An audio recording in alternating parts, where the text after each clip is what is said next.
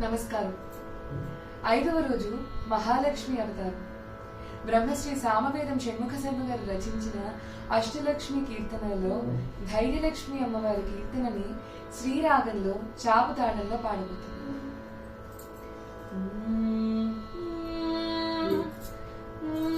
ధైర్యలక్ష్మీం సర్వకార్యఫలదాయినీం ఆర్యజనసన్నుతామంబికాం భావయే. धैर्यलक्ष्मीं सर्वकार्यफलदायिनीं आर्यजनसन्नुतामम्बिकां भावये. श्रीपीठसिंहासिनीं महाराज्ञीं आपन्निवारिणीम् आटङ्कहारिणीं.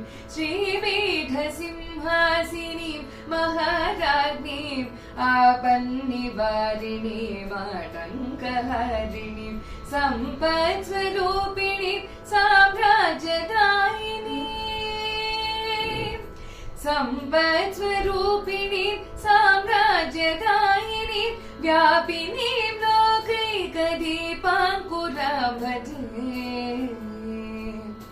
सम्पत्स्वरूपिणीं साम्राज्यदायिनीं व्यापिनीं लोकैकदीपाङ्कुरां भजे.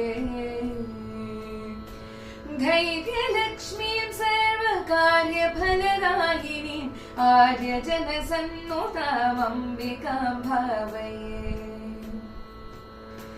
सकलसङ्कल्पफलसान्निध्यकारिणीम् अकलङ्कशशिमुखीम् अनुग्रहविग्रह. सकलसङ्कल्पफलसान्निध्यकारिणीम् अकलङ्कशशिमुखीम् अनुग्रहविग्रह. विकृतभावान्तकां विस्तृतजगन्मयी. विकृतभावान्तकां विस्तृतजगन्मयीं सुकृतजनमोचनं शुद्धां सदा भजे. विकृतभावान्तकां विस्तृतजगन्मयीं सुकृतजनमोचनं शुद्धां सदा भजे. धैर्यलक्ष्मीं सर्वकार्यफलदायिनीम् आर्यजनसन्नुतामम्बिकां भावये. धैर्यलक्ष्मीं सर्वकार्यफलदायिनीम् आर्यजनसन्नुतामम्बिकां भावये. आर्यजनसन्नुतामम्बिकां भावये. आर्यजनसन्नुतामम्बिकां भावये.